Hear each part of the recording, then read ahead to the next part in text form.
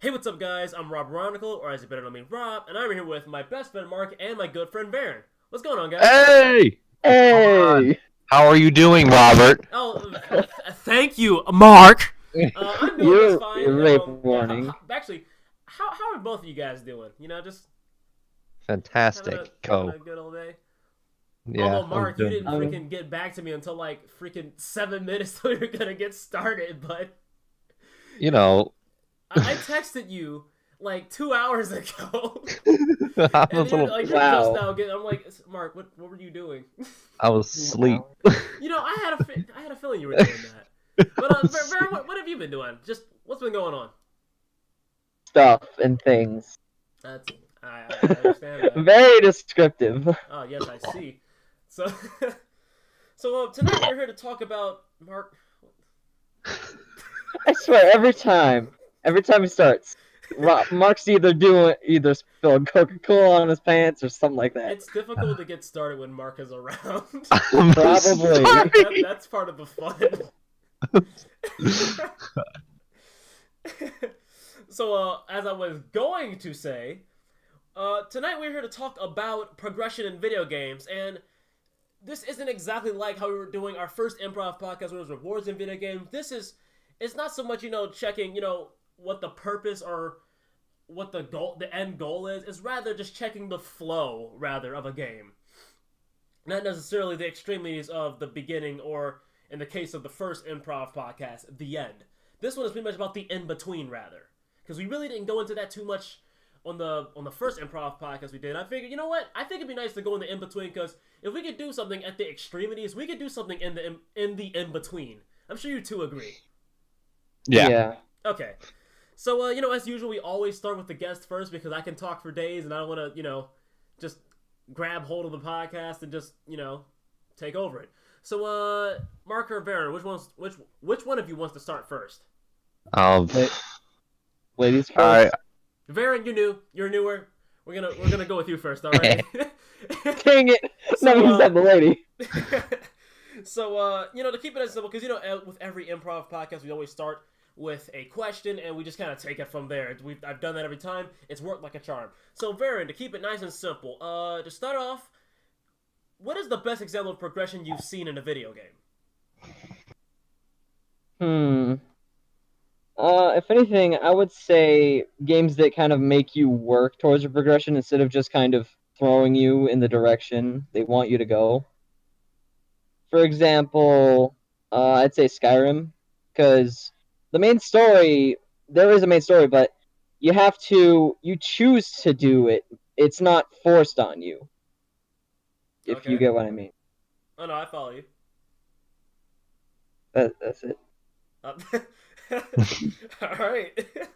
So Mark, I'm sure you've got like some Bethesda load to just drop on my head. So No, I'm good. I'm still salty about. big Bethesda balloon. Yeah. Wait, Well, salty I'm not about gonna. what? I'm not gonna pop that one. I'm pretty sure I'm not going to. Wait, what are you salty about? I'm serious. Man, oh freaking twice. I started a Skyrim game, and Oh boy. like it just did, you know, it just stopped working out of nowhere. And my save got corrupted twice. We're not gonna go on that. I'm already getting mad. Um, I progression in video games. I do kind of like as buggy as it is, and the fact that it has you play. It's not, it's not a burp.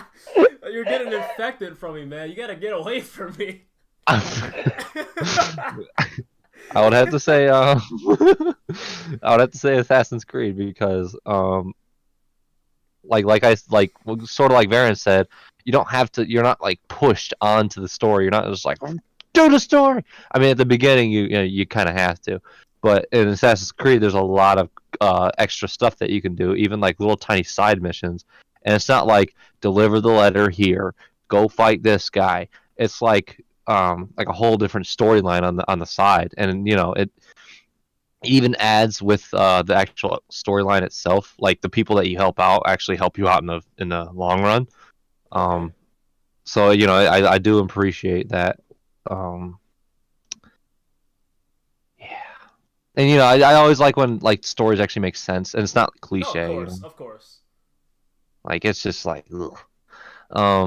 I'm pretty sure Well, Zelda's a pretty good game for progression because, well, the older ones, not the newer one. From your take, from listening you rant. And I will talk about Breath of the Wild later, but I would have kind of pushed that to the not so much near the end, but somewhere in the middle rather. Don't really want to. oh boy. Actually, it'll be about You know what? I'll just save it. All right. I'll just save Okay. it. Yeah, it's just I do really like Assassin's Creed with its progression and the weapons that you acquire during the way to go. So I mean, it's kind of rewards too, but yeah, and I always love when characters develop through the time, like especially Assassin's Creed 2 to Revelations. It's all the same guy, and that was like that is the best assassin just because he had 3 games on him, and it wasn't like overdone on the character development. It was just perfect. Like the second one, he's all young and energetic, and he's going out with girls and going out partying, whatever. And then Brotherhood, he's just he's like a 30-year-old man, and he's building like an empire or something. Well, no, he did that in the second one, but he's getting back at people. And then Revelations, he's a really old man, and he's just trying to basically retire, but he's got to find these whatevers. Jeez, I'm not gonna. progression over games. That is pretty neat. Yeah, it's like you're growing up with them throughout the games, and it's always fun when you like when you play Assassin's Creed. I'm pretty sure that 90% of the people that play it, they have all the games, and they take a while, and then they play through all of them straight through like a marathon. Like that's I'm pretty sure like everybody does that actually appreciates those Assassin's Creed games. So yeah, I really enjoy the progression throughout through that series. I'm trying to think of another game. No, that's it for me. What do you got, Rob? Okay, we can always come back to this too. Actually, I wanted to just ask both of you a question regarding, because it seems like both of you are rather, I know you, Mark, you were talking more along the lines of like story and how the world kind of comes together. But it seems like the general consensus between you two is that you like leniency in progression. So I will ask you a question: do you feel that a game can be too lenient with its progression? Almost like it overdoes that aspect in terms of what it lets you do and how you go about it. Varen, you first. Just like Yeah, you go ahead. Just do that.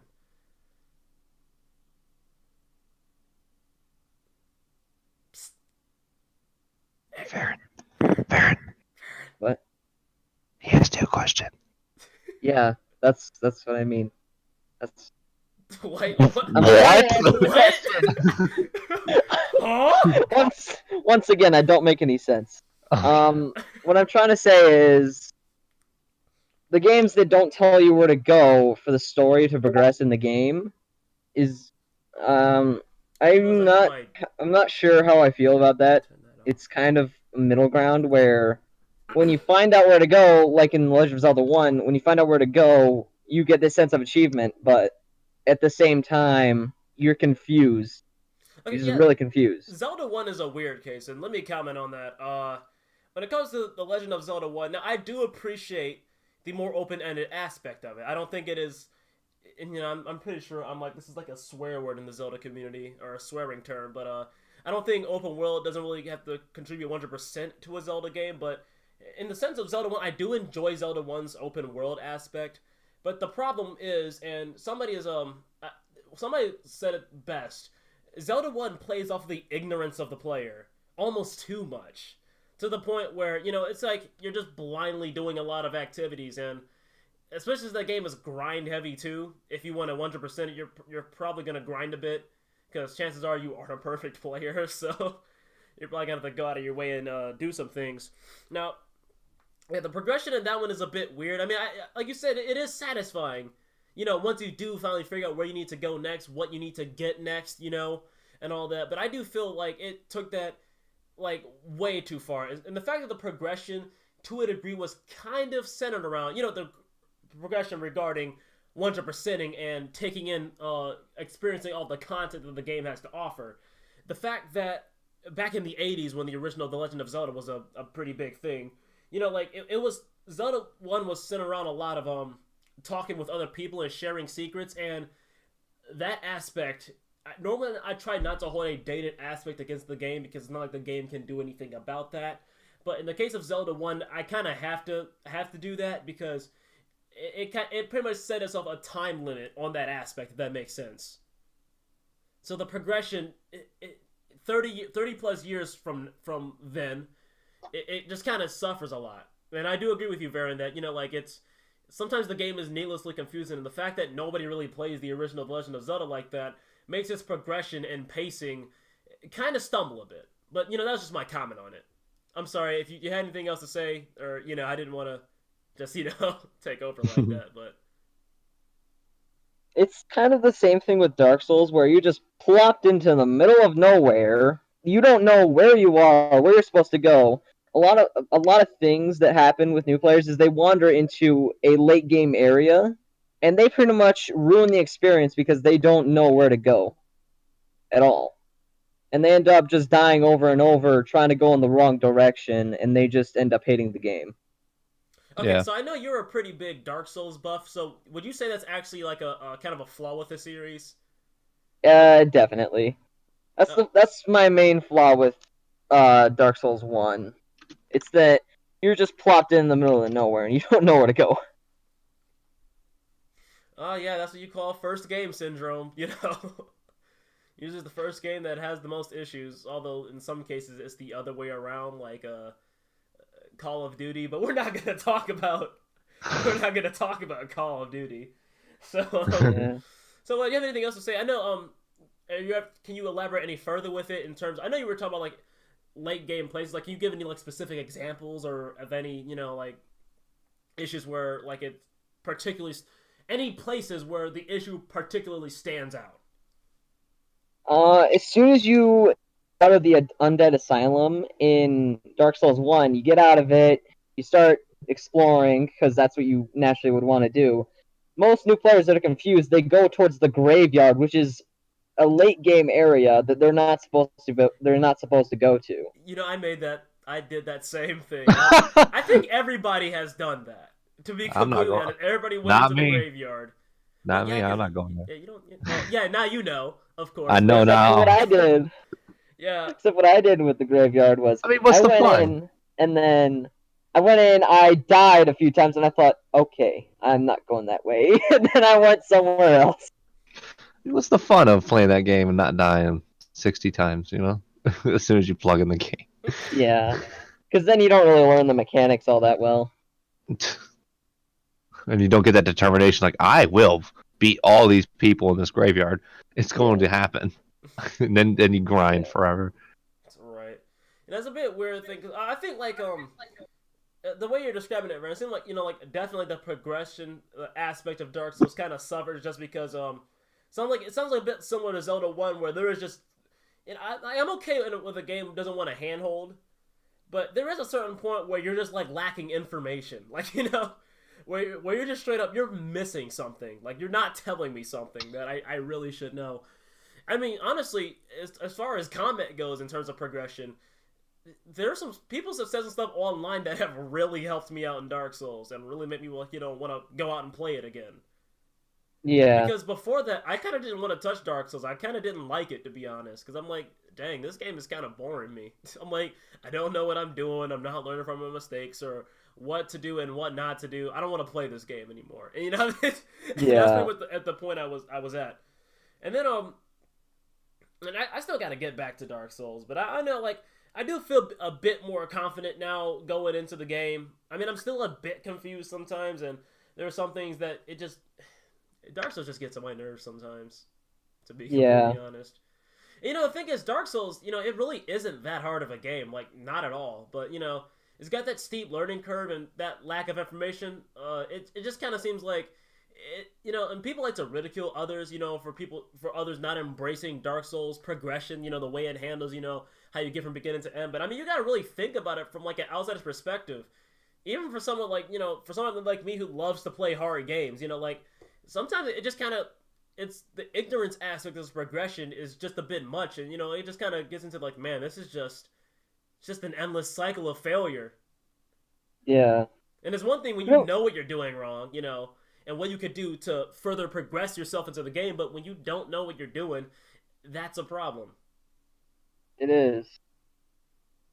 And especially for someone like me, because I mean, you got people like in Zelda 1 and Zelda 1 and Dark Souls, like, well, just keep doing it until you find it. I don't like doing redundant things. Like that is a good way for me to get bored, and that's a good way to get me to not like your game. I'm sorry, I'm going to the internet. That's my strategy. But that's pretty much all I have to comment on with Dark Souls. Varen, if you want to say anything else, so I'm pretty much done. It's kind of how Dark Souls really isn't all that hard. You just have to realize that once you learn the game, it's just more of a matter of learning the area and the enemies. To me, I'm one of the only people who've noticed that in like my family. Like my brother has played Dark Souls, and so has his friend. And I'm stuttering. No, you're good. So don't worry about it, man. Yeah, I stutter. I'm just stuttering now, so it's all good. So they play Dark Souls all the time, and they say it's hard. For me, once I figured out how the game works, like once I figured out the puzzle, it's just the same thing every time for me. I just know exactly what to do and how to do it. Well, I mean, it's different if you're experienced with it. It doesn't mean so much that it ain't a hard game. You just know what you're doing with it, Exactly. That happens. Because I mean, like, I will say, Zelda is not even close to being one of the, the hardest franchises I've ever played with. I love it to death, but it really isn't. But, like, when I talk to my friend Keon, and, his experience with the Master Quest, because, like, me, I can pretty much play Zelda blindfolded and not die once, but, like, with him, he plays with the Master Quest, and he's talking about, how he's dying all left and right all over the place in Ocarina of Time, and how, like, there's, like, enemies that are dealing extra damage, and he can take extra damage from everything now, and he's dying a lot with it. And from what I've heard, he had one heck of a time, but he really enjoyed it, but, But, yeah, I mean, it's easy to look up there, and say, well, it's really not that hard, but, then I think back to when I first played, the Master Quest, and how I died quite a bit, actually. Because I wasn't ready for it. I mean, it's a matter of perspective, just looking at someone else's progression in terms of, the overall experience. Yeah. Right. Try to imagine me going into Dark Souls. Would it be hard? Like if I'm just out here just running in there, I'm like, yeah, let me slash something. Like it's probably hard, But you're like a super buff with Dark Souls, and you play it. Yes, you are. You kidding me? Don't even freaking lie to me, Varen. You're a Dark Souls buff. Don't even lie to me. Super buff. I would be able to backstep through every attack and then just parry every boss randomly. Yeah, you're a lies. Buff. Baloney. I'll be able to soul level 1 Ornstein the Smoke. Full Malagna. Malagna. Dr. Swiss. It just reminded me of that. Let's not talk about that. So, yeah, but, I think again, if I'm pretty sure if Mark, over here, if he sat down and watched you play a Fallout or an Elder Scrolls game, I'm pretty sure he would be shaking his head the entire time. I mean, even now, I just make a lot of bad decisions when I'm playing one of those games. I'm pretty sure he would just be disappointed. I mean, I let somebody. I think what was it? My time making it through Fallout 3 has been it's been the weirdest time, because what is that mayor of Megaton, I let him die. I don't even know how he died. I'm like I turned around, I turned back. I'm like, oh no! How did he die? I don't even know. I was talking to the dude that wanted to nuke the town, and then he ran out, and then the mayor was dead. I'm like, what? I'm like, it was a whole 3 seconds. What happened? So, it's the kind of stuff like that happens when I play those games, and I'm pretty sure I would be the biggest disappointment if Mark just sat down and watched I need to watch you play it. Oh, when Skyrim Together comes out, you'll get all the watching you'll need. Oh man, I can't wait to ruin so many quests with you. Oh my god, Robert, don't do that. And then you just shoot the bow or something, and I'm like, Robert, don't do that. oh, Proceeds to do it. proceeds, or just you You hear don't want to. do You you don't do want to what? play. Do what? As I like let go of mouse one and like shoot an arrow into some like king's skull or something. You don't want to play Half-Life with me because I will ruin the story by just pretty much since I've played through the first part so many times. So we get to Barney and stuff. He's saying, "Hey, I'm Barney," and literally I just grab a book and start slamming it on his head over and over. I just ruined the story that way. You know, speaking of progression. Oh wait, no, Mark. Before I go to what I want to talk about, you didn't go in about what you felt if a game could be too. Yep. Real accurate. There we go. Well said, Rob. So yeah, we didn't get your input about if you felt a game could be too lenient. So let's do that before I go into what I was gonna say.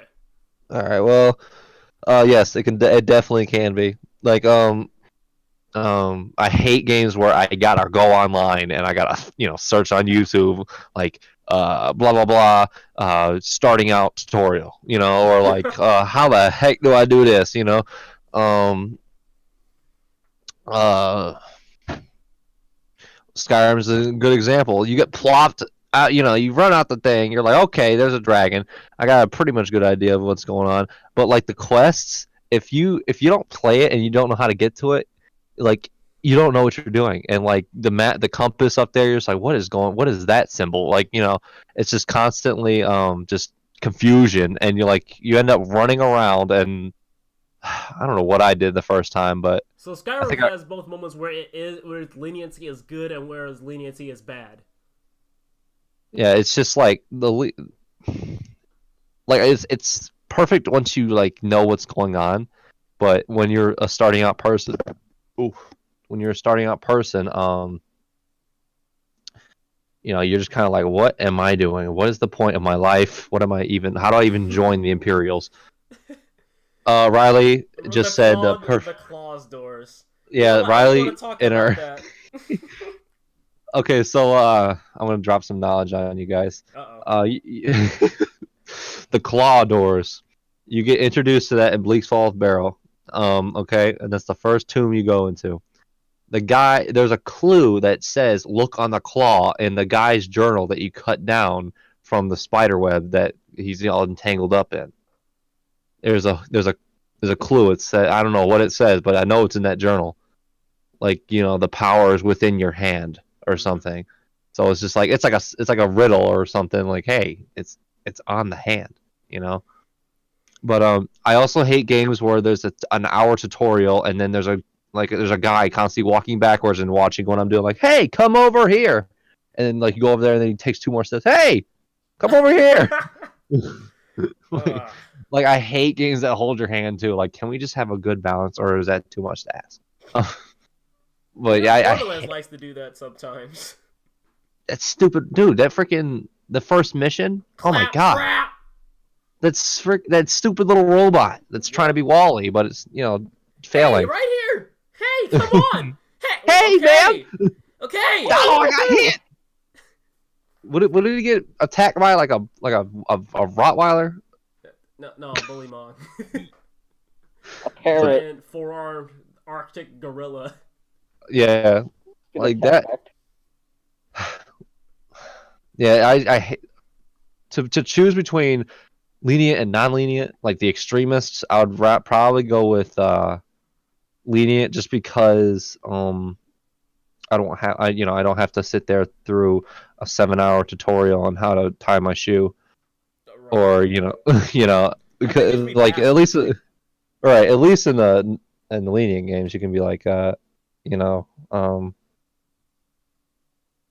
I say that right? I don't know, but at least like you can look online and just do things at your own pace. I mean, That is true. I just hate the beginning parts, but yeah. Okay, so for you, so you feel that leniency, like too much leniency at the beginning of really any game, is just the absolute worst. No, like the non-lenient, the ones that like, well, yeah, both of them are the worst. Like the two extremists on left and right side. So But when there's just like too much not being told to you, or if they're just like they're making you read a book, like before you yeah, even start like the game. yeah, but if I would say like leniency is better. Wait, leniency means like you can just you're in charge of your own destiny, right? Leniency is just kind of like, hey, just kind of do it, Yeah, do it. Just do it. Yeah, okay. So I thought I was getting those two mixed up. But yeah. I feel like having too much leniency can kind of poison your game because it'll leave too many gamers confused on what's going on, and they'll leave your game and your game won't really launch off, you know. Yeah. Right. But at the So same time, like like if you make your game too lenient, then it's just kind of getting annoying because you're just, or I mean, if it's too not lenient, if it's getting non-lenient, really yeah. aggressive with this progression and trying to like smooth you along this line, it can get kind of annoying. Kind of like I Exactly. talked about with Skyward Sword and how like with Zelda I've been talking about and how I genuinely think it is a really good game, but I mean like the beginning, it's like the first, that's like the only Zelda game where it's like 3 hours of no action. It's just tutorials and telling you the story. I'm like, okay, I get it. Can I just go on a freaking adventure, please? And I do understand people's gripes with that game. I mean, I love that game, but I understand why some people hate it because I mean, the beginning is it isn't so much that it isn't interesting. It's like okay, I get it. Can you kind of progress a little faster, please? It's about as slow as a grandma walking through Walmart's parking. You cut out the last part.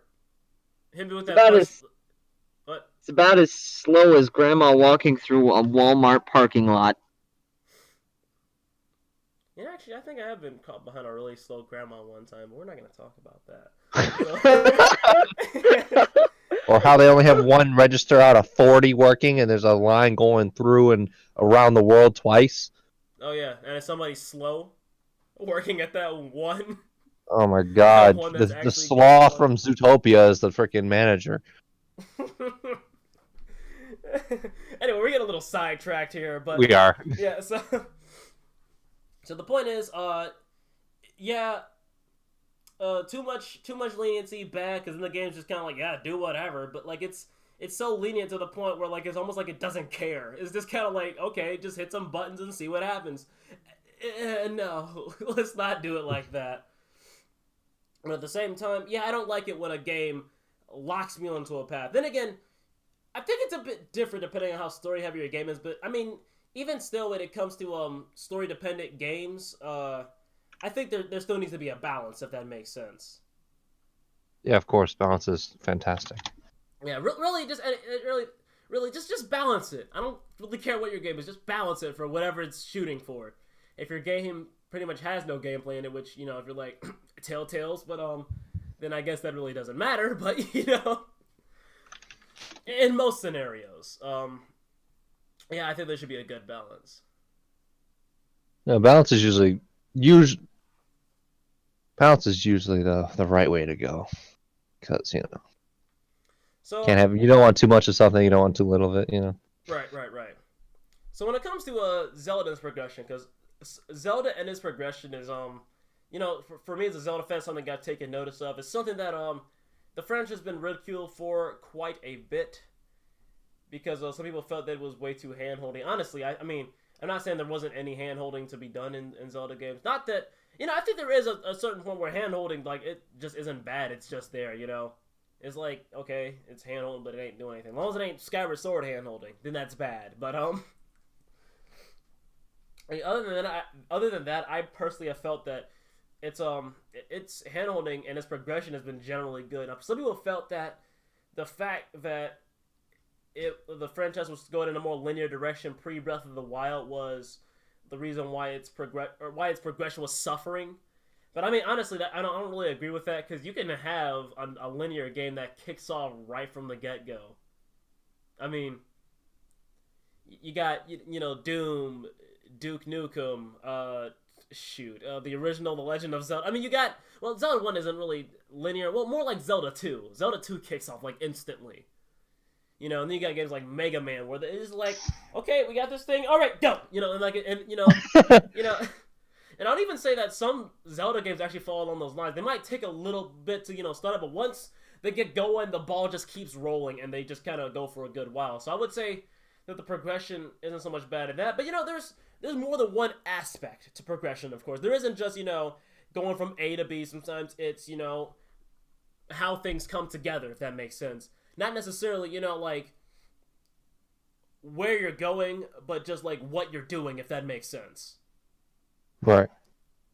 Because of course you get other aspects like leveling up, which is a form of progression, but it doesn't necessarily mean like you're far into the game at all. It just means that you're working towards a certain goal within the world, and not just trying to get to the end of the game. The classic is better than the original. Varen, no. In case you guys don't know, Varen occasionally likes to just post trash in the live discussions text channel. It's just kind of his thing now. But to get back to what I was saying about Zelda, and this is where I think I'm gonna go on that whole thing about the Nintendo Zelda, whole Zelda Nintendo thing I was going on about. If you guys are cool with that, if you guys want to say anything else about progression, let me know now. I'm good. You good? What about you, Varen? Good. Okay. So this is something I actually wanted to go on about. This is about both Breath of the Wild and actually Super Mario Odyssey. And I know Odyssey is a game I've pretty much not talked about at all on this channel. Although I have played it, plenty of it, actually. Well, plenty is debatable. But I have played a decent amount of it. I got to try it from time to time. Usually my dad and my sister were playing it, and I would come in from time to time and, just like play a little bit of it. But I will say, my general feeling towards Odyssey, while I do think Odyssey is overall a better game than Breath of the Wild, I do get similar vibes from certain design choices from Odyssey that, it kind of echoes from Breath of the Wild, and it's in regards to the progression. Now, like, any of you guys that have been following me pretty much at all knows that, like, since last year, my biggest thing I've really been hung on Breath of the Wild is the progression. That is something I have been talking about a lot. Like, it's really, it can't get off my mind. And, the more I think about, because Breath of the Wild and Odyssey to a degree are two games I study a lot. I'm like, okay, so why exactly do I feel that these games don't feel right? Because I don't, like, if a game is good, a game is good. If I think a game is really good, a game is really good. Like, I never go out of my way to, just like, well, I don't like this game because it's freaking newer. No, I don't. No, in fact, I am more than happy if a newer game, completely outdoes, the previous games, games. Well, I mean, that's how it should work. Yeah, of course. And, when people say, well, what's wrong with Breath of the Wild? And, sometimes I ask myself that same question. Why is it that the progression seems like what exactly? Because I keep trying to mine it, break down, erode it, if you will. Just keep breaking it down, and I'm trying to get to that core, to where I'm trying to figure out what exactly. Because I talk about the progression, but I'm like, what exactly is it with the progression system? Like, what exactly is wrong with it? Its philosophy. What is just bugging me about it? Because I mean, even after I did the Breath of the Wild review, after I did Understanding Breath of the Wild, which I did back in November, I still asked that question. I'm like, okay, I said this, but I'm like, is there any way I can break this down even further? Because I mean, you know me, I am so quick to really like a Zelda game. That's just me. But Breath of the Wild, even though I liked it more than what I did, as I admitted after I did the review and my Understanding Breath of the Wild video, I still felt that there were just unanswered questions with it. So I think I have actually managed to break it down, both Breath of the Wild and Odyssey, about what exactly I found to be wrong with those two games in terms of their philosophies. And it's two words: instant gratification. So if you guys don't know what instant gratification is, it's basically to keep it simple, if you like instant gratification, that means that you have a desire for brief moments of pleasure. It doesn't necessarily be brief, but you long for easy to access pleasure, if that makes sense. And I actually I can pull up the definition right here. Oh wait, that is not the right word. That is not the right word at all. You're doing great tonight, Rob. There we go. So instant gratification is the desire to experience pleasure or fulfillment without delay or deferment. So I feel that by Breath of the Wild and Odyssey going in that direction, you know, in terms of instant gratification, I feel like something is just kind of gone from that charm is kind of messing with it. And let me explain. So let me start with Odyssey. So with Super Mario Odyssey, and if you really won't notice this if you haven't played a lot of 3D Mario games, but I have played every single 3D Mario game. I have played and beaten every single 3D Mario game, so you know I've seen it from beginning to end. And so actually let me start with this. So before I played Odyssey, which was like, you know, I want to say a few weeks, but no, maybe about a month before I played Odyssey, because we didn't get it like the moment it dropped. We got it like a few months after it dropped.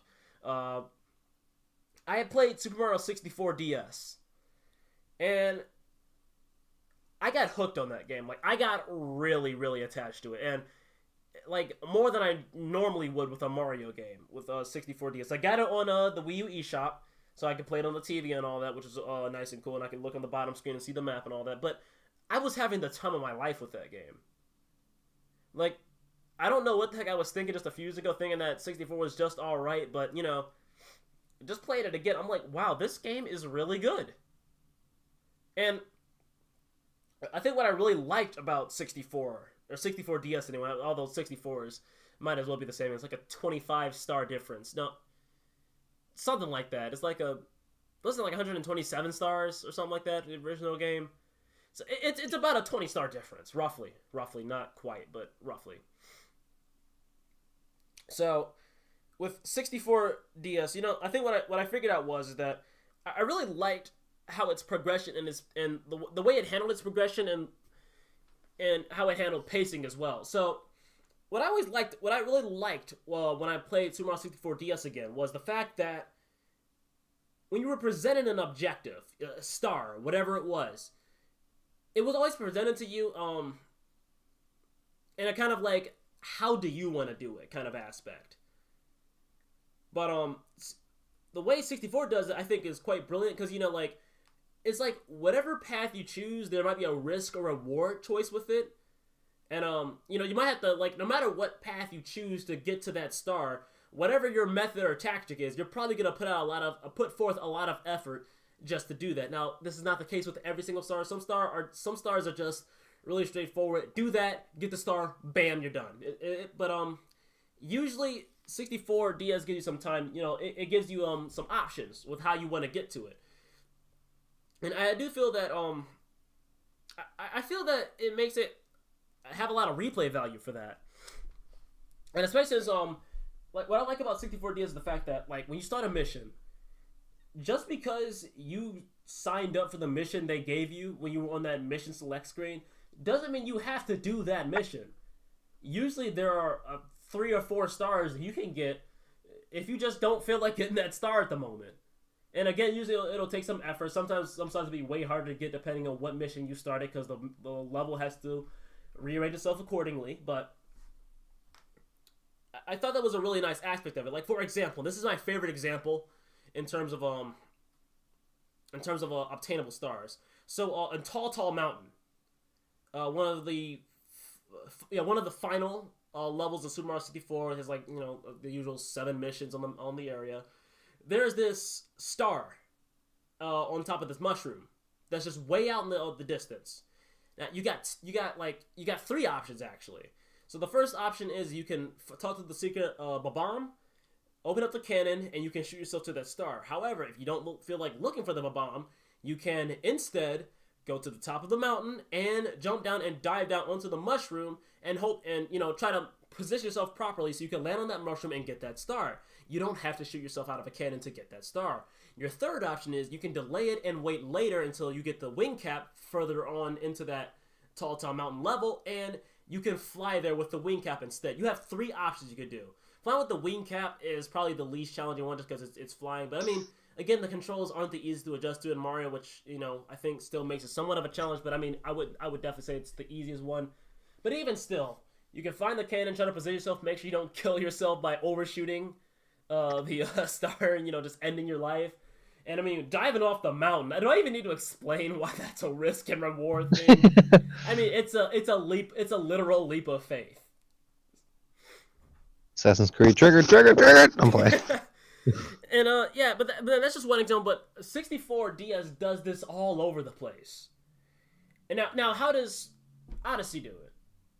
So Odyssey, I would say, in terms of, because other 3D Mario games have played similarly to 64, but I would say that Odyssey is the second closest to 64. I would say Sunshine feels more like 64 than Odyssey does, but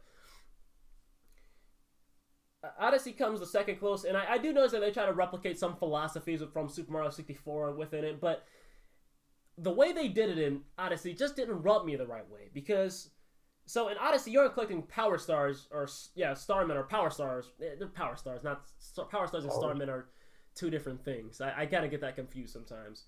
But in Odyssey you collect moons, and these moons, there's like 900 and something of them. They're all over the place, but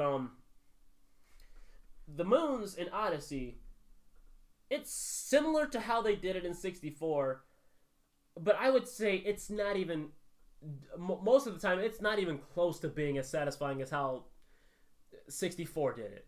Because, Odyssey still has that thing where, you can approach, you can sometimes approach moons several different ways. But the way Odyssey did it was, like, instead, they made it, like, moons barely take any effort to get in Odyssey. Like, I would say, like, more than half of the moons you get in that game don't require a lot of effort. They are very easy to get. Some of them are quite literally just sitting there waiting for you to get them. It's not like in 64 where there was an obstacle that you have to overcome to get that star, whether, it's a star on the mission you selected, or if it's a star on another mission. It's not like where you have to go out and actually try to get it. For the most part, a lot of moons in Odyssey are just kind of there. I mean, you literally find a moon in a trash bag. I mean, do I really need to explain just how lenient they are with the moons in Odyssey? Dumpster diving. In a literal trash bag. A freaking trash bag.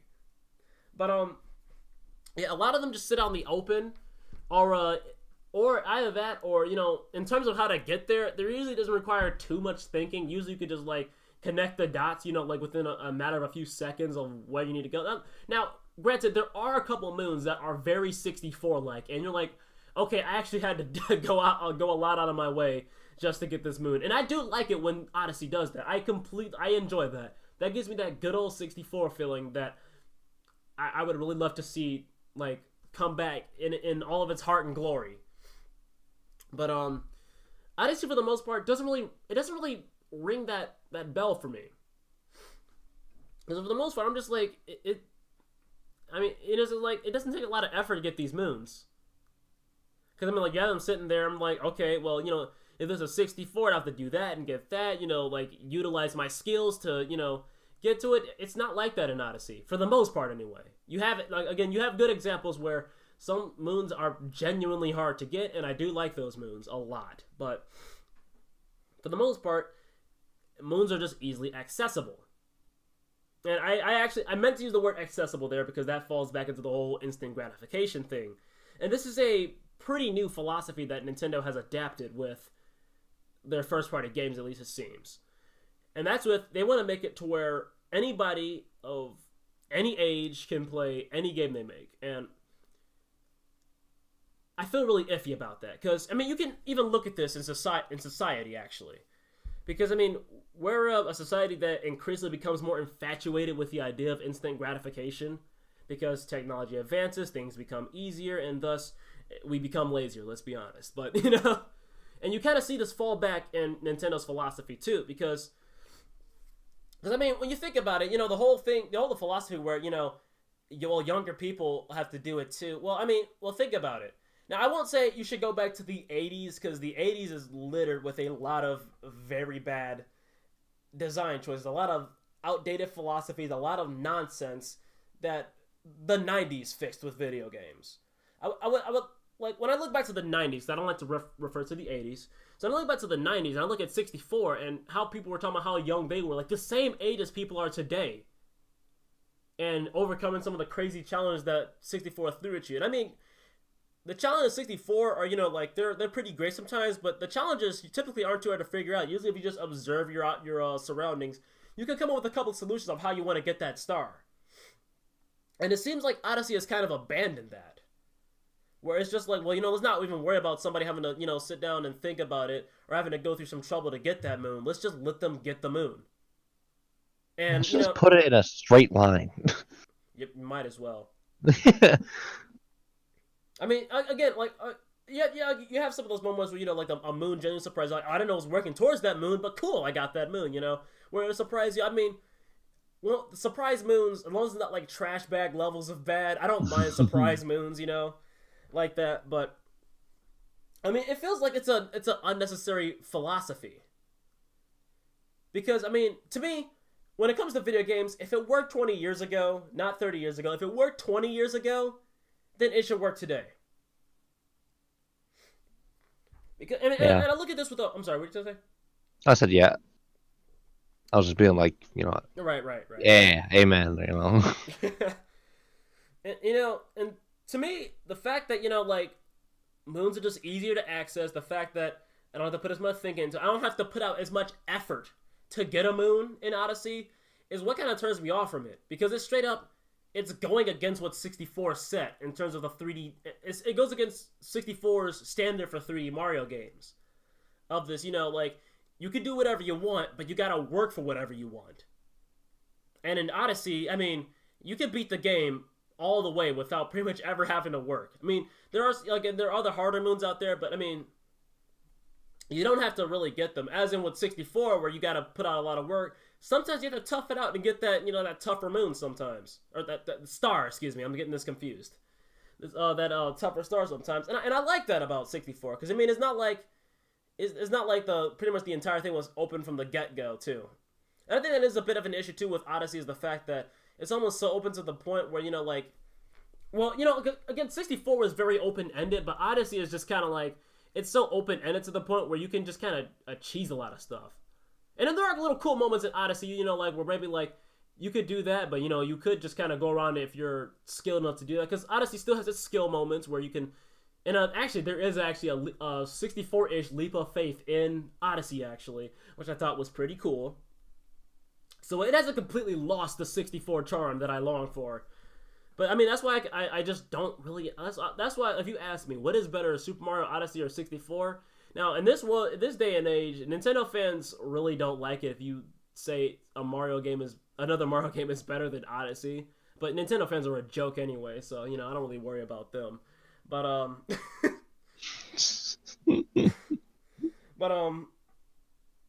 mean, like, if you ask me, like, what do you honestly think is better, 64 or Odyssey? I will say 64 all the time.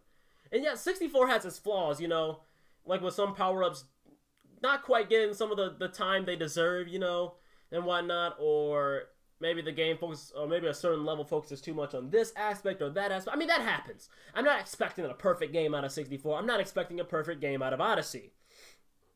But Odyssey thrives on this instant gratification thing where, you know, like, and people talk about this too in Odyssey, like, you know, I love just how easy it is to get moons now, and the fact that I can just get it when I want to get it. And honestly, I mean, I don't know. I don't really feel that philosophy. It just feels lazier, if you ask me. And it just feels like I mean, I love working for stuff in a game. And, you know, honestly, I'll say too, I honestly think the fact that we are surrounded by so many time waster and multiplayer and time waster open world games, I think that's really to blame too, because I mean, well, we don't even need to talk about the open world explosion that has pretty much happened. I want to say, around the start of the 2010s, especially when Skyrim dropped, and then, like, everybody started throwing up open world games, like, it was just going out of style. But, I mean... yeah, I mean, you see this explosion of time waster games, you know, like Borderlands, and, you know, you see games like Counter-Strike, and, you know, amongst other games, of course. But especially, I think the multiplayer games are probably one of the biggest offenders too for that one. But I mean, again, with the multiplayer game, it's instant gratification. You just jump in and you start playing. Right. I mean, that's really what it is. Now, you know, multiplayer games weren't as common, especially competitive multiplayer games. That's where you get some of the most instant gratification. Also, Uber. I'm sorry, I know I took a shot at your Counter-Strike, your precious Counter-Strike, but yeah, I mean, you kind of see that in the gaming industry too. I mean, it kind of seems like like you kind of see it shaping how the gaming industry reacts to certain things. I mean, I saw somebody complaining about the 41-second intro in Sonic Mania. And how they were really annoyed that they had to wait 41 seconds before they could start up a new game. I'm like, are you freaking... It's not even a minute. Oh my gosh. What are we turning into? Right, like, people are killing me with that. And, people look at other things, too. Like, well, Ocarina of Time. And I will say, Ocarina of Time's text is a little slow. The original games, anyway. The 3D version fixed that issue. But, the original Ocarina of Time, its text is going kind of slow. But, I mean, it was slow, but it really wasn't that slow. And, I mean, I don't know. I mean, Ocarina of Time is another one of those Zelda games where I feel that people get, like, way too impatient with it too quickly. Again, if it isn't Skyward Sword, I usually don't really see what the problem is with, how supposedly slow a Zelda game is. Because, I mean, Zelda games, like, pretty much from the start have been gameplay focused. Once they get the ball rolling, it starts rolling. I mean, like, if I have to sit down for, like, a good 10 to 20 minutes before the game has to start, I mean, the game has to build up something. I mean, if you want to play just for gameplay purposes, I mean, I guess I kind of get that. But even still, be patient, Right. That's my whole thing. Just be patient. But, again, instant gratification kind of does that to you. It makes you a very impatient person. Because you're always you're like, if I don't get that satisfaction in freaking 3 seconds, I am going to, like,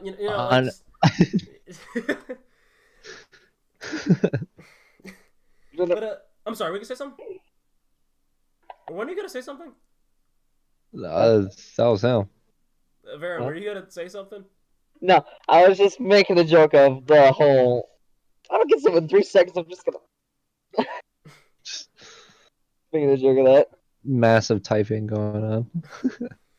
But okay, so Breath of the Wild. I know you guys are sick. You are sick. You're at this point. If I was a disease, I would have ended you. Like, that's just. I know you guys are tired of hearing me talk about that game, but I mean, it's a game that's just always on my mind, and I'm always just finding out new things about it. There's certain aspects of it. So, with instant gratification and Breath of the Wild. So, are you guys having a Mark, why did you copy and paste this thing? How did you know? I was looking at the characters. Whatever. The Breath of the Wild. And again, just like Odyssey, it doesn't do this all of the time. But I think Breath of the Wild is another example of a Zelda game that just kind of runs on instant gratification. And honestly, I think that its instant gratification thing even kind of goes against the first game a little bit. And I'll get on that. So, with Breath of the Wild, so again, like I've said, my biggest gripe with it was the whole progression aspect and how it felt like nothing was going, or it felt like nothing was really earned or really worth it, if that makes sense. And you also might have known that I praised things like the Master Sword and the Zora Tunic, amongst a couple other things in Breath of the Wild. But see, because the thing with things like the Master Sword DLC is the fact that just for that one, you really have to go out of your way. Like, you have to go out of your way. You have to do all these challenges in the Trial of the Sword so you can prove yourself worthy of the Master Sword. You gotta kill these enemies. You gotta... Some of these fights are very puzzle-like because they strip so much away from you that you really get... Like, you can't play the game like you normally do. You gotta... Excuse me, I burped. You gotta sit down and think about it. And, once you get to the end where you get that final Master Sword where... It's old school Master Sword. You can run the shell again, with the Master Sword. It feels good because you have worked and you put forth effort towards it. And it doesn't have to be to the extent of the Trial of the Sword, because the Trial of the Sword isn't really all that easy. But it doesn't have to be to that extent. But it just has to be something where like you just can't get it like that. You gotta go out and you gotta go work for it in one way or the other. And you get other examples too, like going up to Death Mountain, because Death Mountain is hot and you're gonna burn to death up there because you're a human and not a Goron. So, you have to do this side quest where you talk to this guy, And if you give him a couple of fireproof lizards, he'll give you his helmet so you can survive the heat there. And it's a little cycle, you gotta go hunt for the lizards, but again, it's still satisfying to get that because you had to go everywhere. You had to work for it. And same with the Zora tune that allows you to swim up waterfalls in the Zora province. Now this one is not so much you have to like go out of your way, to collect something to get it, but you just have to get through the whole rainy part where like you can't climb up, so you have to like fight all the enemies up there. That one's a more combat-oriented one where you're just making your way up, fighting enemies, and just making your way up further. But again, it's still satisfying to get that because you were working towards getting somewhere, and you got a reward for that. Feels good. Now, my problem with Breath of the Wild is... Oh, and there's also the Master Cycle Zero in the second DLC, where you do all these... actually, honestly, very well-designed shrines. I can't even deny the quality of them.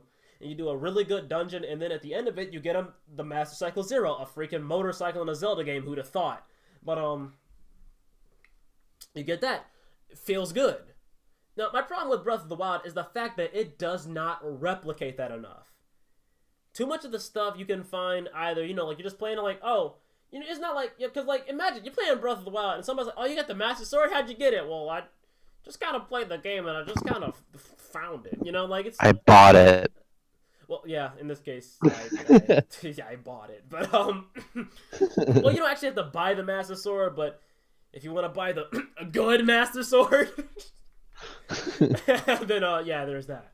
But, it's like, oh, how'd you get that really cool sword? Oh, a game just kind of dropped it on me. I bought it at a pack for $15. And I immediately got it in my inventory. Actually, you can sort of kind of low-key do that with Amiibo, but we're not going to talk about that. Oh my gosh. But, yeah, because, I mean, it doesn't feel as satisfying. Like, it feels good. Like, when I'm playing, like, I mean, Borderlands, like, it drops a lot of, like, run-of-the-mill weapons, but if you want to get any of the good stuff, you're going to have to work for it. Whether it's grinding or doing a certain mission and having to meet certain objectives so you can get that weapon you want. I mean, like, getting some of getting the stuff that you really want, the notable, commendable, like, desirable stuff in Borderlands. You have to work for it. Whether that mission is easy or hard or whatever it is. It just feels good to do it because you're like, I worked for it, I got it, I am satisfied. It's kind of like, and I know, Dad, you're listening out there. It's kind of like if they, and not necessarily to this extremity, but it's kind of like, if you're just playing Borderlands, it's like, oh, here's a legendary. They just kind of, like if it just kind of fell somewhere, just like, you really didn't have to like put out effort to find it. It's just kind of like, do this mission and I'll give you a really good legendary. That's what Breath of the Wild feels like to me sometimes. It's just kind of like, okay, I explored the place and all that, but okay, you just kind of handed me this really good sword. It's like, yeah, it's cool and all that I got it, but I just kind of found it, Right. It's like, it doesn't have that same impact. I things like that, like rewards like that through a game, I kind of appreciate. Like it's kind of like on the side, like it's not. Well, I do appreciate when when you finish like you're at a milestone in your main quest, or you finish a part of a game and you get this awesome reward. But I always enjoy the extras that you can get through this, like just through like going certain ways or doing a thing a certain way, or using an item here and then something drops and then you get it. Right. A great example of this is Castle Crashers. There's these little pets that you can that follow you around, and they help you out and stuff. Some are easy to get, some are very hard to get. Some of them are like, how do I even get that? Like there's this one animal, it's just hiding behind a wall, and you're like, how do I even get in there? But it ends up you got to use bombs to get it, but you don't get bombs until later on in the game. And then there's also weapons, and Riley said the gold sword, because I saw one of the enemies have a gold sword. If an enemy can get it, then you can get it. So I always enjoy like trying to find like, oh, where do I get it? Where do I get it? Like I always find it fun to walk around and just be like, okay, I'm gonna see if I can get it, and then like usually it takes me about 10 minutes to give up, and I look it up, so like where is this sword at? But yeah, I always enjoy that, and like it's kind of like a addicting, like an addiction, because like then when you start getting that, like, oh, I want that one, or like, oh, I want them all, and you Right. start just running around the game. It's like a whole different game when you're playing it. You know, I always enjoy like little rewards on the side. Uh, I swear, I feel like I'm walking a fine line between rewards and progression. I mean, progression kind of plays into that a little bit because again, there isn't just one type of progression. There's plenty of types of those. Yeah, but like I just enjoy like the weird ways of getting these items. Right. The Yeah. the weird like, oh, I gotta jump and then do a thing and then dig the ground and then throw the dirt up in the air and then do a freaking grand slam and then there you go. There's your little pet. But again, you're creating you're following an objective of some sort. See, Yeah, this exactly. actually brought up a word that was very important. Extras. That's kind of what Breath of the Wild kind of just thrives on the extras part, but Really. not necessarily the okay. What do I want to get? If that makes sense. Yeah.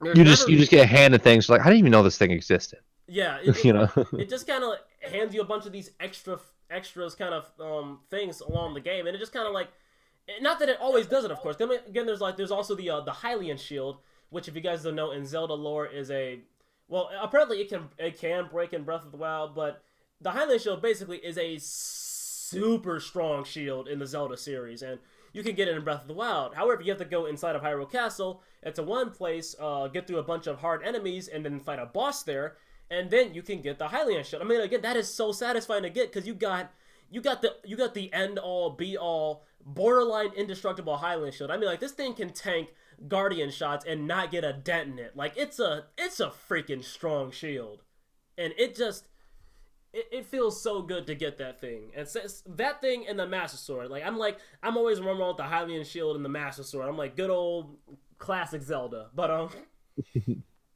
and it really does feel good. But I mean, the thing is that because I mean, in that aspect, Breath of the Wild. I've said Breath of the Wild doesn't feel Zelda-ish, but I mean, I wouldn't say that all the way because I mean, Breath of the Wild has those genuine Zelda moments that I love in a game. And this is a thing. And like some people say that taking away items in a Zelda game doesn't make a Zelda game because I mean Breath of the Wild has a smaller focus on items than normal. But the thing is that I don't think items make a Zelda game. It's just the progression in it, the progression in what you obtain. Because I mean, Breath of the Wild is, as far as Zelda games go, it's a bit combat heavier in terms of rewards. You get more combat related rewards in it, and I mean normally you would get like Zelda items and whatnot to unlock certain places, and I don't really have anything against like more combat based rewards. I think that's okay for a Zelda game to like want to break from the whole item thing and just go to a more combat focused one. My issue is the fact that it never really tries to go anywhere with this combat based rewards. Like give me that one sword that no other sword can do. Like it could do this, but I gotta do this side quest. If it's a big long side quest, I don't give a crap. If there's an awesome reward at the end, it'll be worth it. But give me this one weapon that can do that and no other can replicate it. And if it breaks, I gotta go and repair it somewhere or something like that. Just something like that. But I mean, again, Breath of the Wild kind of thrives on this instant action thing, and this instant action. I haven't said that in like almost a year in describing Breath of the Wild, but its progression feels so just because I mean you do get stronger gear, you do get eventually get stronger armor and whatnot. But I mean, the thing with like really only one of those is really satisfying because I mean it is pretty cool to upgrade your armor in Breath of the Wild and get it to where it's stronger and enemies can't deal as much damage to you, although you do become like really overpowered by the end of the game, but that's for another time. But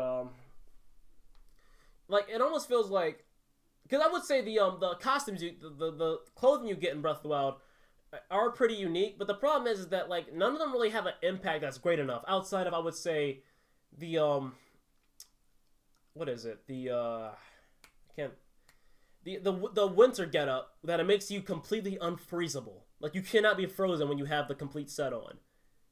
Now something like that really stands out amongst the the rest of it because you straight up cannot be frozen with that gear. No other set in the game can do that. But then Right. you have other things, you know, where it's like, you know, you put on the set and it's like, you take less lightning damage, you take less fire damage, you take less water damage. I'm like, bro, I could have just cooked up some food and did this if I wanted this, you know? Can I be immune to fire? You know, something Right. like that. I'm like, it doesn't feel like, because like that actually felt impactful when I had something that could not let me be frozen anymore. I'm like, holy crap, y'all can't kill me, you know? Right. Like I'm the captain now. I own the tundra. You know, like This is my mountain. yeah. And I mean, again, that feels great when Breath of the Wild does things like that because I mean, it has those very Zelda-y moments in it, where it feels like you work towards something, you progress towards it. Because you know, upgrading stuff in Breath of the Wild isn't exactly the easiest. So for something like that to show up, it definitely feels good. Oh wait, I did forget there is the rubber suit in Breath of the Wild, which makes you take lightning resistance. However, if you upgrade it, it makes you immune to lightning damage. So you can you're immune to that. So there are like 2 sets that do that. If there are any more, I don't really know of them right now. But yeah, there's also the Zora set, which allows you to swim faster in water. I mean, really the whole thing about it is if you wear a Zora piece, you can swim up the waterfall. The Zora tunic anyway, you can swim up the waterfall. That's the real kicker with it. So it's got its own thing going on there. But that's one that's pretty much a required one anyway, so take of it what you will. But as far as swimming faster in water goes, I mean, that aspect of it, I mean, you can also eat food that can make you swim faster in water. Last I checked, I want to say. 2 out of 5 podcast guests, 3 out of 5 Rob rants. Hey, get off of my case, Varen. Get off of my case, but But yeah, I think it still falls in that instinct because I mean people talk about that too, and oh, another thing about Breath of the Wild, I'm killing myself here. The fact that you can go wherever you want, and it's not necessarily that I'm against the idea of going anywhere you want to go. It's the fact that the sheer amount of ways you can tackle something kind of breaks the game. And people say, well, you know, that's the charm of the game. I'm like, honestly, I'm not a dork, all right? Like that's I want a dork. I'm not for little dorkish things like that. You know, I noticed that like for instance the start of that that trailer I did that I've becoming more and more lenient with my language. And oh shoot, my dad left a minute ago. Oh yeah, see you later, Dad. Like the whole little childish things, like well, you can tackle for any aspect. That's what makes it part of the charm. I don't know about that because sometimes I've just accidentally broken things by just exploring it. I'm like, okay, I was supposed to fight that. I was supposed to fight that to get here. Oh. And you completely avoid an enemy. Like, oh, I was supposed to fight you. Like he's facing the other way, and you're right, like, oh. Yeah, I got behind the enemy lines, like or something like that. Yeah, like honestly, if you ask me, climbing needs to go in a Zelda game. I don't like the climbing aspect because it breaks the game too much for me. But the thing is, though, is like there was an interview with one of the Breath of the Wild devs, and they were talking about how in one puzzle you had to do this little ball rolling puzzle. However, you could completely cheese it by chucking the ball at the edge, turning your gamepad upside down, and just having a roll on the smooth part and completely breaking the puzzle. They meant to do that, which means that things that are like several aspects of the game that are just like straight up broken was intended to be that way. And again, it kind of goes to that part where like, I mean, thinking outside the box is cool and all, but I would prefer to be like in 64 where yeah you can do it that other way if you're not really liking how you're doing have to do it that way, but you still got to put out effort to do it. And I mean, yeah, that's the whole thing. Well, yeah, you got stamina when you climb you're like don't even come at me with that because one it is not even hard to upgrade your stamina in Breath of the Wild. 2, there is something called Endura foods which can instantly restore all of your stamina if it's getting low, and you also have stamina food which can restore portions of it, but it's really the Endura ones that will instantly restore all of your stamina, pretty much no effort required at all. So don't even come at me with that. So instant gratification. Yeah. Again, that's the kind of aspect. To me, there is too much that can be broken with it. And the fact that it's so broken to the point where you can accidentally break it, because I have done that. God knows how many times I have done that. Where I was just doing my own thing. I'm like, wow, I completely skipped effort. You know, and I just went like, I don't. You know, it's kind of like, well, I don't want to fight the boss to get the goodies. I just want to get the goodies. Like, I want to flip my gamepad around and then just fly over him and then flip it back around, like switch gravity and just hop over him. like to me, that is. It's like it's weird. It's like sophisticated, unsophisticated game design. It's like the way they tackle it is clever, but at the same time, it's kind of like, well, now you just kind of take the fun out of it. I'm like, hell, I'm playing Breath of the Wild. I'm dodging fun, like, you know. I want to get paid for my job, but I don't want to go to work. That's an interesting way to put it. Except I got paid, but I was on my way to work. Right. But I'm my like, paycheck. it's a like, paycheck you know, when you're I have job, it. you actually pull up at Burger King and you still get paid. Like, you're like, well, I'm sorry, what? Are you getting paid to live or something? You're like, how did I even get to Burger King, and why do I still get the benefits? You know, it's a bit. Again, the whole thing about it is just so weird. It's the fact that, you know, like I'm like, and the fact that Breath of the Wild has to try to consider every possible scenario. There can never really be much moments where, you know, you can really work to get that one great thing, because it's trying to compensate for the fact that you can tackle anything from any aspect with little to no effort. And that, to me, brings down the experience. Like in other Zelda games, linear or non-linear, depending on whatever they wanted you to do, you wanted something, you worked to get it.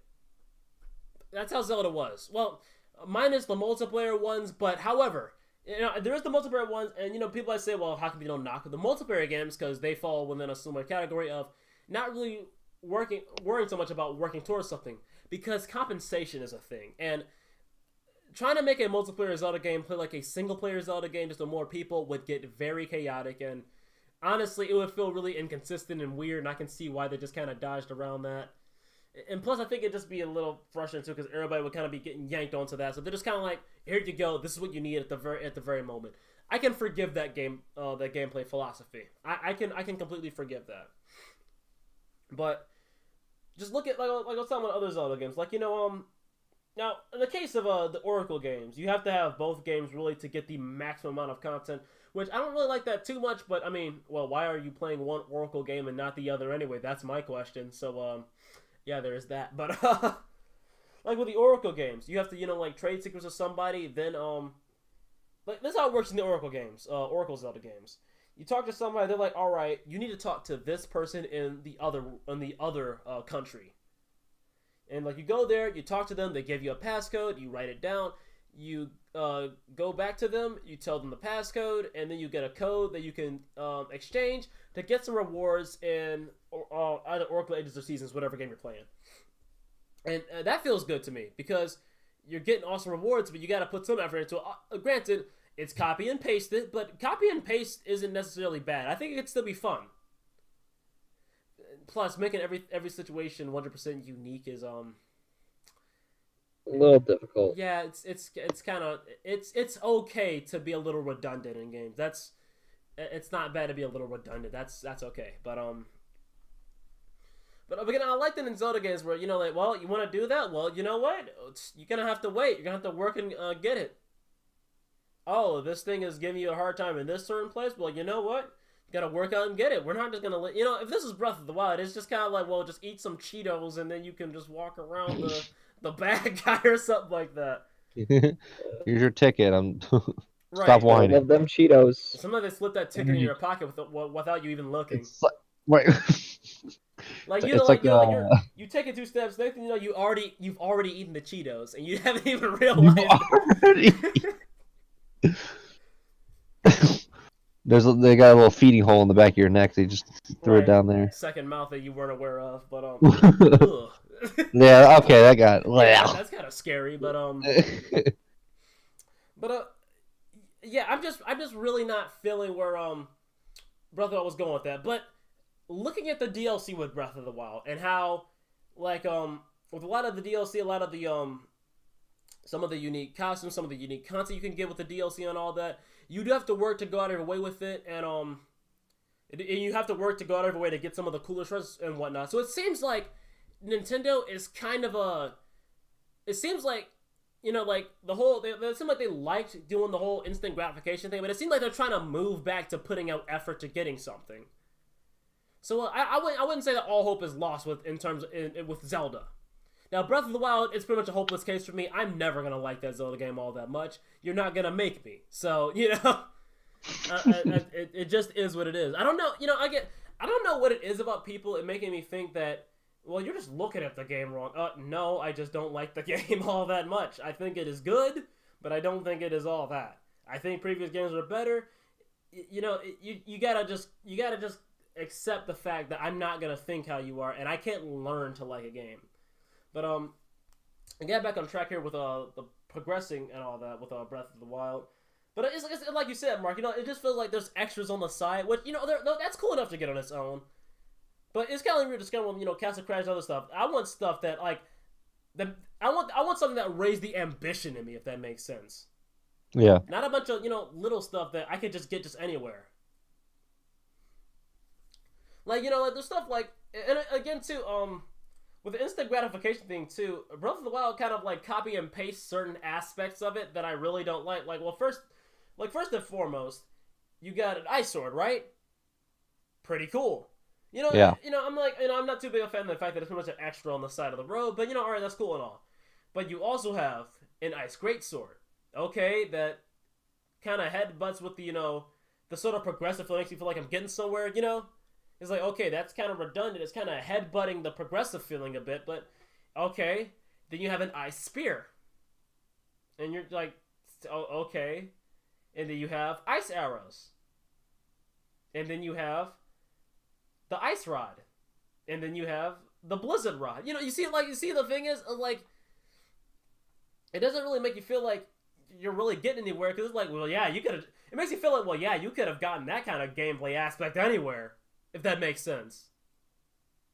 And I think it takes out of the progressive feeling too, because the uniqueness, if you will, is kind of gone with it. You know, like if you find a fire sword, there is a fire greatsword, there's a fire spear, there is a fire rod, there is a meteor rod, there are fire arrows. You find a lightning sword, there is a lightning greatsword, a lightning spear, what the heck do they call them? Shock arrows, and a lightning and thunder rod. You know, it's just kind of like, the thing with Breath of the Wild is that it has so many situations where it's this, but it just does that. Because again, nothing really like stands out. Like nothing really has that point in Breath of the Wild where like it is like especially useful. Maybe in a few situations. Like, I mean, I guess with like fire weapons, you can exploit the enemy's AI actually kind of bad with fire weapons.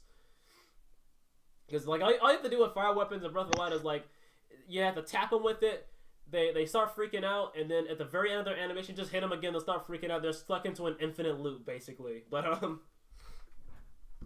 So that's kind of like Spark Mandrill syndrome from Mega Man X, where if you have a boss's weakness, the boss just becomes just a normal enemy you just abuse. He's like, oh! I've actually fought Spark Mandrill, so I know what you're talking about there. Yeah. But, yeah, with Breath of the Wild, it just doesn't feel as satisfying. I mean, people tell me, well, you know, this is just like how they did it in the first game. I don't know. I beg to differ with that one. Because like, when I look at Zelda 1, again, if you want to get anywhere, if you want to do anything, if you want to be stronger, you know, like, it's like, you really got to go out there and you got to work for it. And again, that's not to say that every act of the Breath of the Wild is something you don't have to work for. But I mean, when I know that my reward is always just, you know, it's going to be something I could have just found anywhere. And people like that, you know, everything is just accessible from, like, so many points. To the point where you could just find it somewhere. And I mean, I guess, you know, having these little bursts of satisfaction all over the place. And you have other things too, you know, like, well, you know, I can do, like, well, there's a plethora of things you can do in Breath of the Wild. Like, I can ride this animal, I can ride that animal. I can do this certain thing to lure the enemy out, or I can do this certain thing to change the aspect of the fight. I mean, those little things like that are cool and all, but I'm like, to me, I just kind of don't care. I'm like, I'm expecting greater. And it's kind of like what people said before. Breath of the Wild, its progressive feeling makes it feel like Zelda without the legend in The Legend of Zelda. I mean, I've heard somebody say that, and it blew me away just how accurate that feeling is. you know, it's like the progressive feeling in that game. It doesn't make you really feel like you're becoming anybody. And I'm not saying that every Link has to be this god slayer. I gotta freaking save the princess, but I want to feel like I'm getting somewhere. Like I'm really getting somewhere. Not okay. Oh shoot. Vera, you have to go soon, don't you? Yeah. Okay, let's just try to make this quick. So with Zelda. So wait, what were they on? That Varen, that message distracted me. Refresh my memory really quick. My brain just completely. Mark. Oh my God, what were you talking about? I don't The know. legend in the Legend of Zelda. There we go. Okay, I think Riley had her Yeah. back because like I was reading it too, and I was just like, you know. So yeah, it never really gets to this point where it feels like I'm becoming, you know, a hero. I'm becoming that legend, you know. The progressive feeling, because like I don't want to I want to say like, you know, well I just you know, I just bought this thing, you know, or something like that. Because I mean, I want to go out and say, you know, like, well this set I just bought it. I want to say like I went out there and I worked for this. I mean, granted you got to go out there and work for some rupees, but I mean it's just a generic grind, you know. Collect a bunch of stuff, sell it. Hey, I can get it now. You know, I mean, I guess that's cool, but you know, it's a far cry from stuff like, you you gotta collect these stones to get this thing or something like that, or you gotta, you know, like appease this certain monster or this dragon or whatever you do in another Zelda game. I mean, there's a side quest in Breath of the Wild that pisses me off so much. You save a dragon, right? And this guy is a servant of the goddesses. So this dude's a pretty big deal. You save him, and you know what you get? You know what you get for saving this guy? Potato. Might as well be. You get a weapon you pretty much could have found anywhere else, and a spirit orb. A freaking dragon. That is the servant of the freaking goddesses. And Breath of the Wild is littered with like, it's like, yeah, I saved the dragon and all that. That's cool, and I'll look at all this stuff you can do in Breath of the Wild. But I know they say it ain't about the destination, it's about the journey, but I don't know. The journey's got to be pretty satisfying too. Of course, and you know, honestly, you know, or the destination rather. I said that so backwards, but We all got you, dude. yeah. Anyway. But yeah, we're gonna have to hurry up and wrap it up here because Varen is going. But yeah, to wrap it up short, Breath of the Wild, it's very instantaneous with its gratification and satisfying things. And to me, it actually limits what it can soar up and beyond with. But yeah, Varen's gotta go soon, so we're gonna have to wrap this up a little early. But I enjoy you two having you two come on for tonight. So you guys have fun? Yeah. Well, yeah, I did. All right, cool. So yeah, guys, that was my huge rant on Mario and Zelda and how I felt that the greater accessibility of something satisfying actually makes it less satisfying, in my opinion. So yeah, guys, I'm RoberOnocle, or as you better know me, Rob, and this is my best friend Mark and my good friend Varen, and we will see you guys next time. See ya. Bye-bye.